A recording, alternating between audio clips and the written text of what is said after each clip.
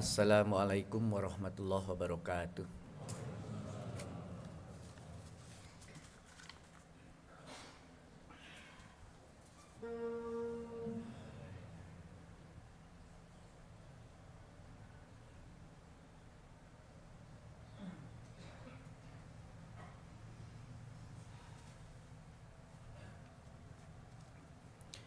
Bismillahirrahmanirrahim. Alhamdulillahirabbil alamin. Innal hamdalillah nahmaduhu wa nasta'inu wa nastaghfiruh.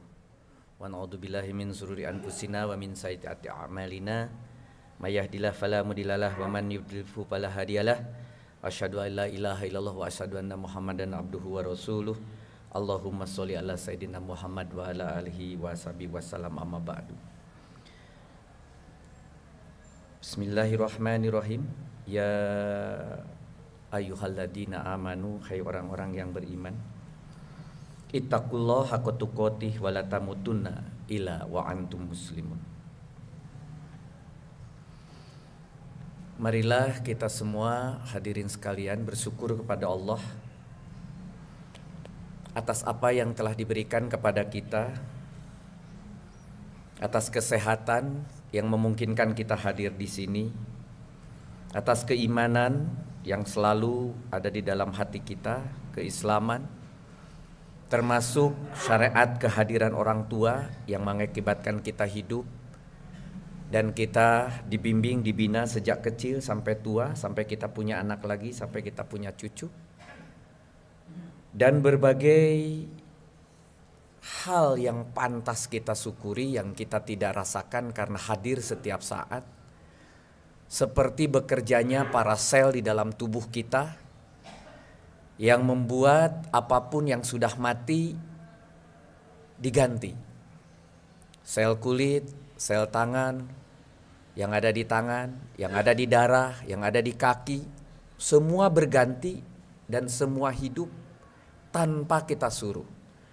Berdetaknya jantung tanpa kita suruh. Menghirup paru-paru dengan cepat, dengan lambat, sesuai dengan kebutuhan tanpa kita suruh. Memanjangnya hidung ketika kita kecil, sekarang menjadi lebih panjang karena sudah dewasa, tapi tidak tambah panjang ketika kita tambah tua. Semua pantas kita syukuri. Dan masih banyak hal lain yang harus kita syukuri. Pada kesempatan yang pendek ini, saya akan mengkaji surat Al-Mulk, di mana kita mulai dengan Bismillahirrahmanirrahim. Tabarakalladzi biyadihil mulk wa huwa ala kulli syai'in qadir. Alladzi khalaqal mauta wal hayata liyabluwakum ayyukum ahsanu amala wa huwal azizul ghafur. Kelihatannya surat Al-Mulk ini kalau kita baca menyatakan sebagai, kalau dilihat dari judulnya Mulk, itu adalah kerajaan. 30 ayatnya menceritakan tentang kerajaan, sama sekali tidak. Ternyata sebuah judul di dalam sebuah ayat itu bukan mewakili seluruh isi daripada surat tersebut, tetapi hanya diambil sebagian. Sebagai contoh misalnya tadi yang saya bacakan, Tabarakalladzi biyadihil mulk, tabaraka maha berkah, dari barokah, maha berkah. Alladzi yang, biyadihi itu kedua tangannya. Al-mulk, di dalam kedua tangannya itu ada kerajaan atau ada kekuasaan. Sehingga diterjemahkan atau ditafsirkan menjadi maha berkah. Zat yang di tangannya atau yang menguasai kerajaan. Al-mulk. Dan Al-Mulk ini yang kemudian dijadikan sebagai judul. Wa huwa ala kulli syai'in qadir. Wa itu sebagai kata sambung atau huwa di situ sebagai mubtada.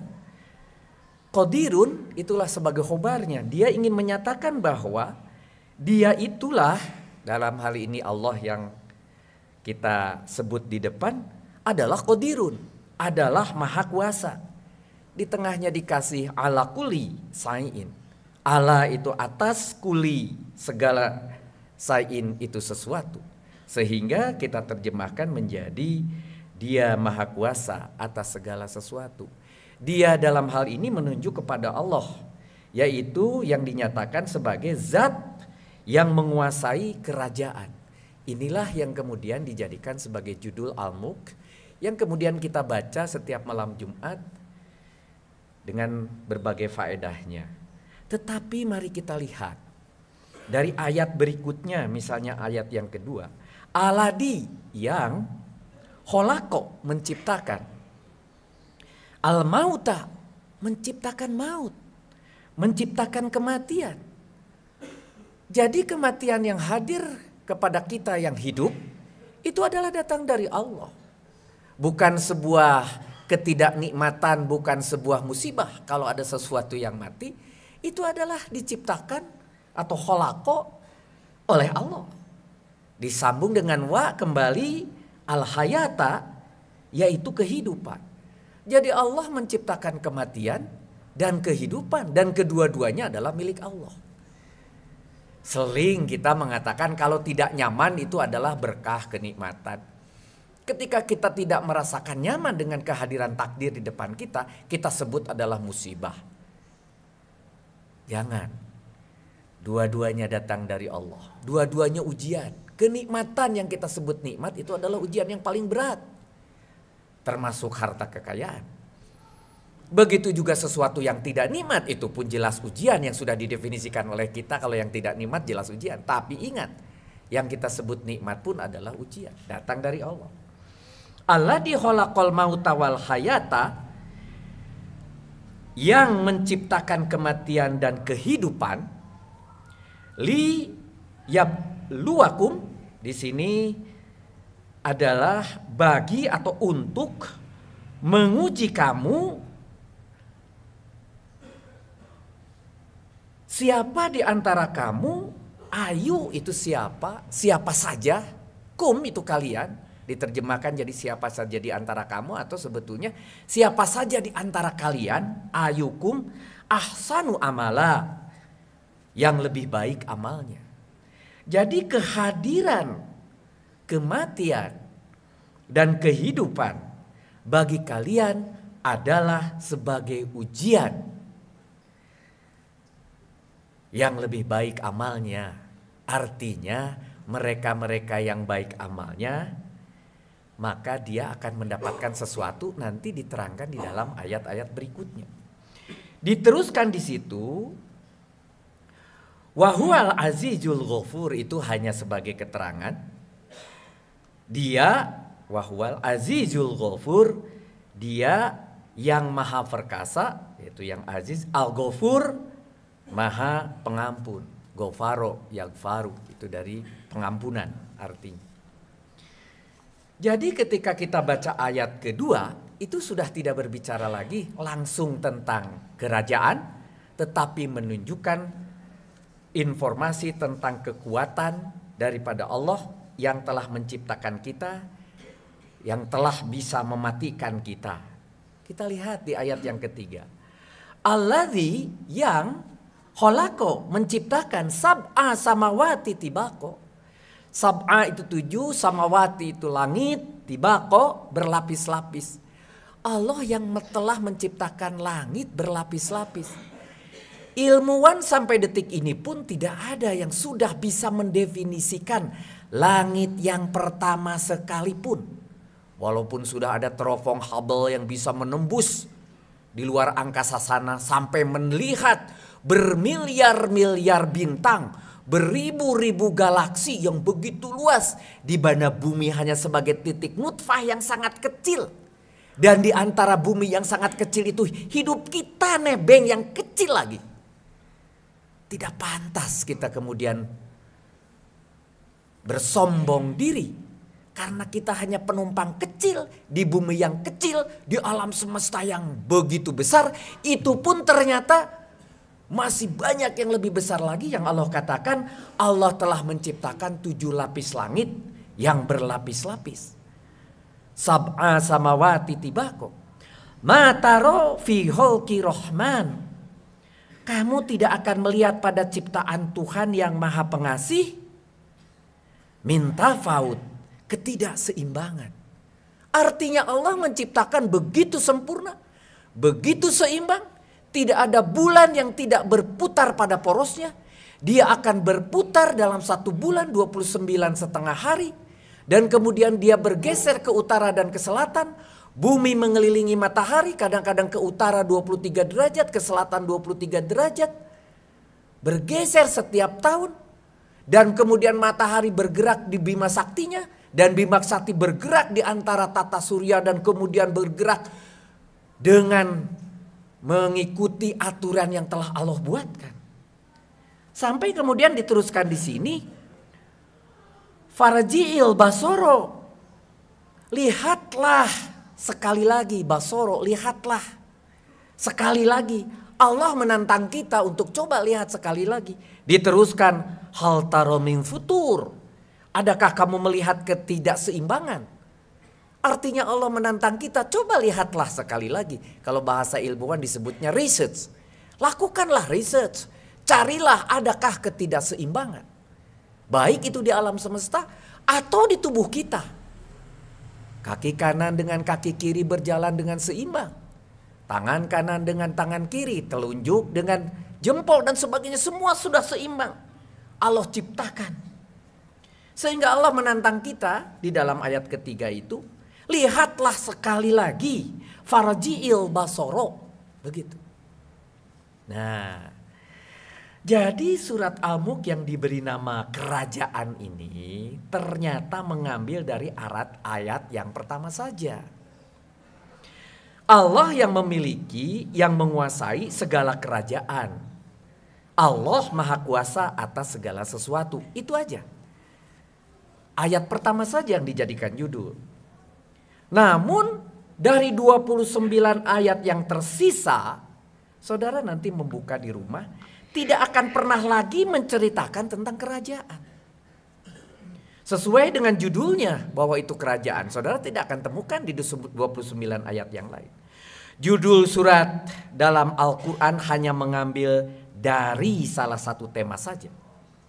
Isinya banyak sekali informasi, firman Allah tentang berbagai keterangan, tentang masa lalu, masa para nabi, masa para rasul, termasuk masa mendatang, di akhirat kelak, di alam kubur.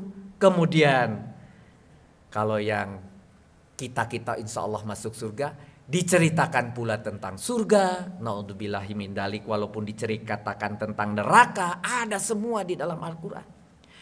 Termasuk analogi dan kiasan-kiasan. Menceritakan kepada manusia yang otaknya cuma seupil ini, tidak akan mampu diterima. Oleh karena itu Allah selalu menulis di dalam Al-Quran dengan dua sisi.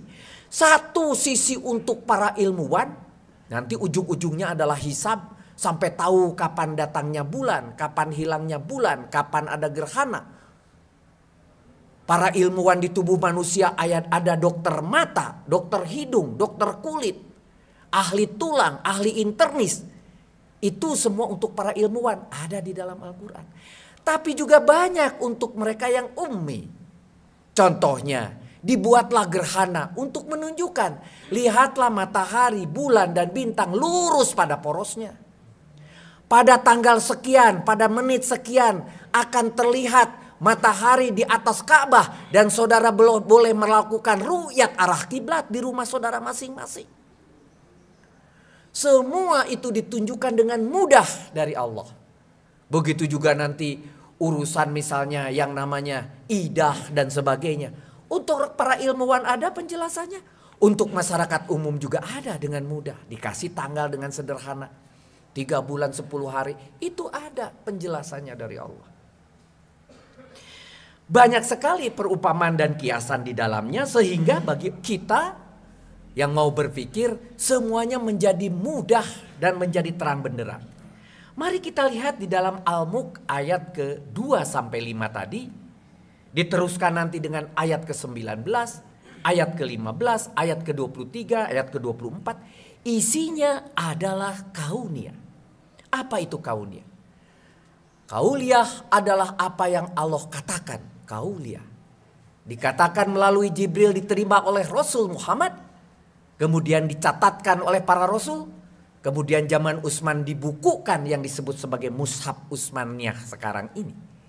Itu adalah kauliyah, apa yang dikatakan Allah. Itu pun sampai detik ini di antara saudara mungkin banyak yang belum hatam membaca isinya, artinya membaca artinya. Kalau membaca tajwidnya dengan harokat yang indah mungkin semua sudah berpuluh-puluh kali. Pernahkah kita berusaha untuk membaca tafsirnya dari ayat pertama sampai ke ayat 114? Cobalah kalau ada waktu atau masih ada waktu. Di dalamnya saudara akan menemukan kauniyah. Kauniyah itu penjelasan singkat di dalam kauliyah. Di dalam Al-Quran itu sangat sedikit sebetulnya. Yang banyak di mana? Yang kita lihat, yang kita rasakan. Yang ada di tubuh manusia, yang ada di alam semesta. Beredarnya matahari, datangnya pagi, hilangnya siang.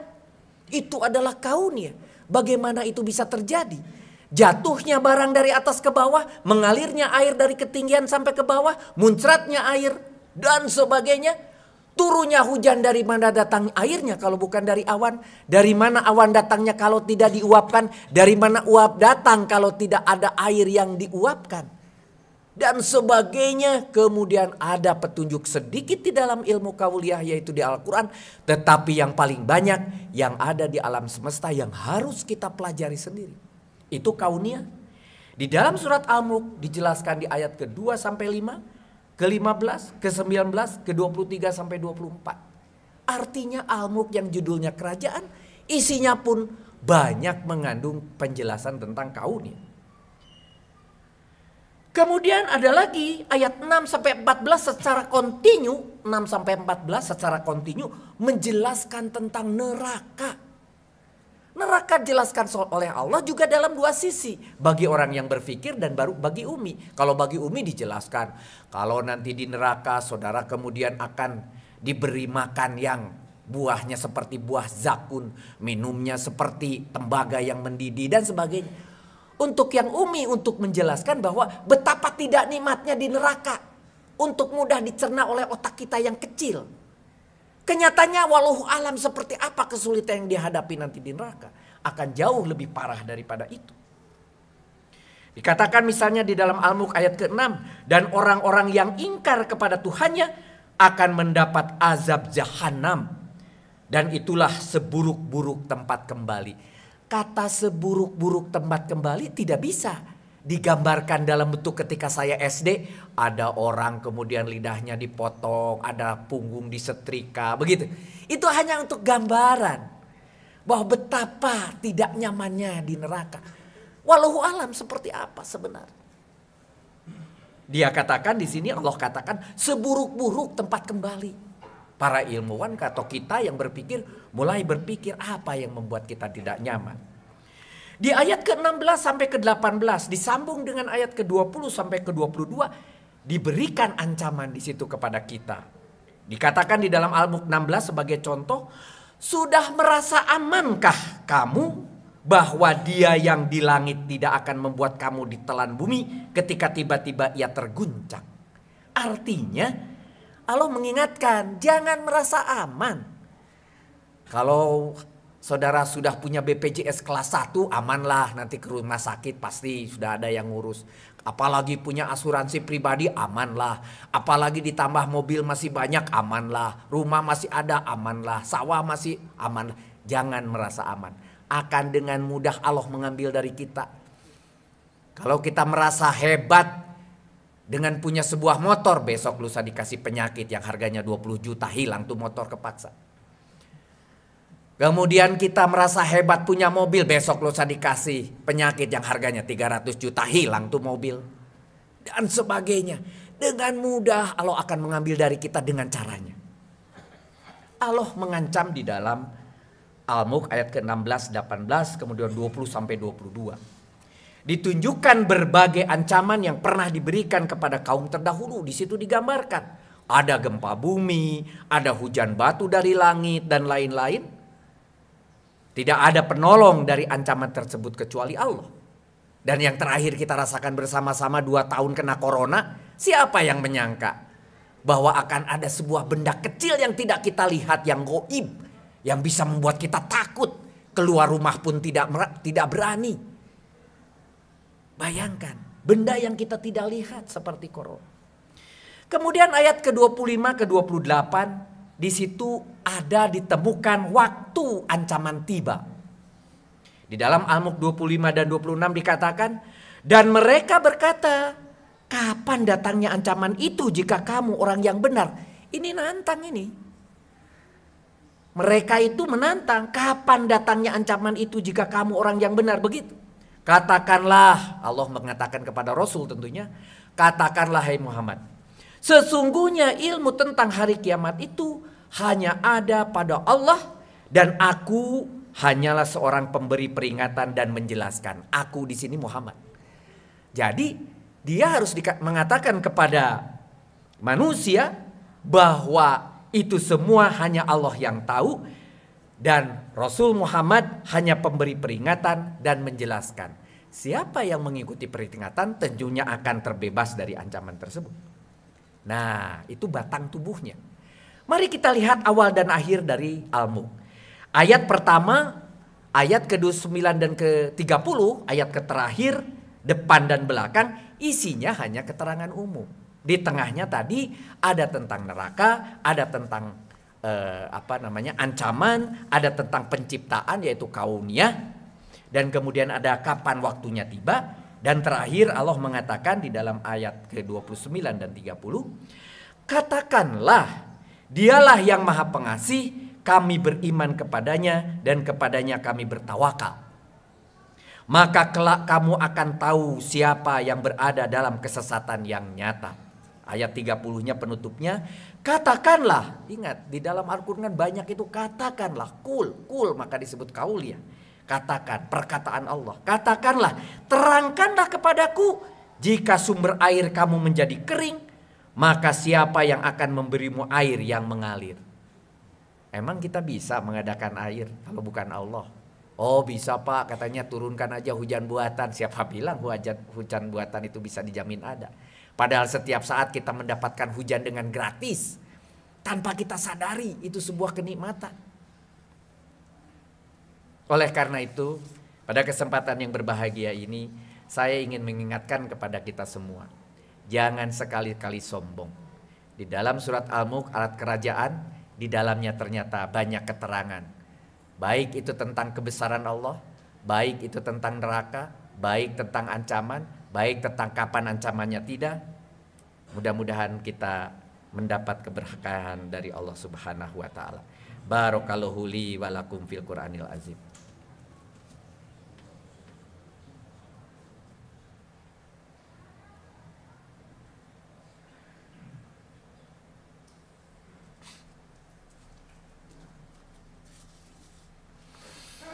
Alhamdulillahirabbil alamin, ayyuhal hadirul ittaqullah haqqa tuqatih wa la tamutunna illa wa antum muslimun. Marilah kita berdoa dan bermunajat kepada Allah Subhanahu wa taala. Bismillahirrahmanirrahim. Astagfirullahalazim. Astagfirullahalazim. Astagfirullahalazim. Asyhadu an la ilaha illallah wahdahu la syarikalah wa asyhadu anna Muhammadan abduhu wa rasuluh. Allahumma sholli ala sayyidina Muhammad wa ala alihi wa sahbihi ajma'in. Amin. Ya Rabbi, jauhkanlah kami dari fitnah dan mara bahaya. Jauhkanlah kami dari rasa tamak dan pelit yang menutupi kekikiran kami.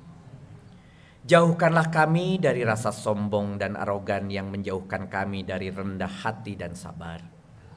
Ringankanlah tangan kami untuk membantu yang papa, menolong yang lemah, sehingga kami menjadi masyarakat yang berguna bagi negara dan bangsa dan agama. Robbana zolamna anfusana wa ilam tagfir lana wa tarhamna lanakunana minal khosirin.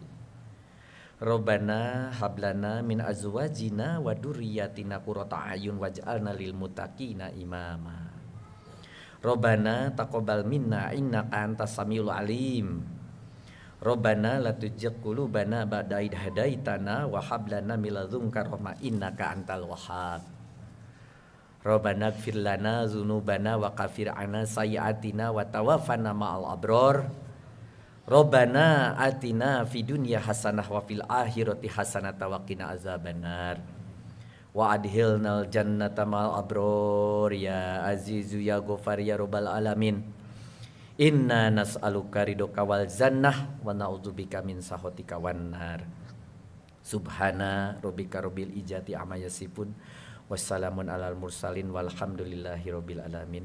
Wabillahi taufiq wal hidayah. Assalamualaikum warahmatullahi wabarakatuh. Wa aqimus shalah.